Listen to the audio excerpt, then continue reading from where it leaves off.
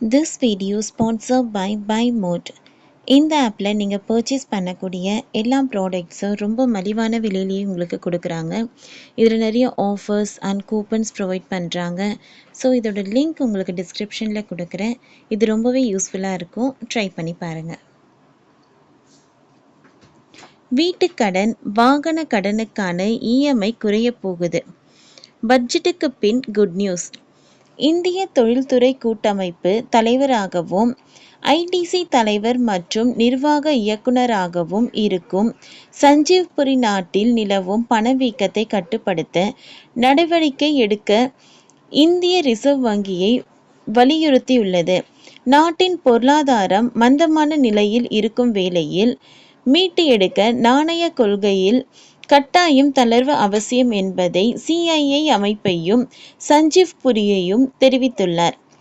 இதேபோல் நாட்டின் பல மாதங்களாக தொடர்ந்து நிலவும் அதிகப்படியான பணவீக்கமும் குறித்து சஞ்சீவ் புரி கவலை தெரிவித்தார். உணவு விலையை தற்போதைய பணவீக்க இலக்க கட்டமைப்பில் இருந்து பிரிக்க வேண்டியதன் அவசியத்தை வலியுறுத்தியுள்ளார். பருவநிலை மாற்றம் போன்ற காரணிகளால் உணவு பணவீக்கம் அதிகரித்து வருகிறது என்றும் சஞ்சீவ் புரி கூறியுள்ளார். ஆர்பிஐ தனது அடுத்த நாணய கொள்கையை பிப்ரவரி 5 முதல் 7 தேதி திட்டமிட்டு உள்ளது. இக்கூட்டம் புதிதாக நியமிக்கப்பட்ட கவர்னர் சஞ்சீவ் மல்ஹோத்ரா தலைமையில் நடக்க உள்ளது. இக்கூட்டம் சஞ்சீவ் மல்ஹோத்ரா தலைமையில் நடக்கும் முதல் கூட்டம் என்பதால் கட்டாயம் மத்திய அரசின் கோரிக்கைகளுக்கு இணங்க அதிரடி முடிவுகள் எடுக்கப்படும்.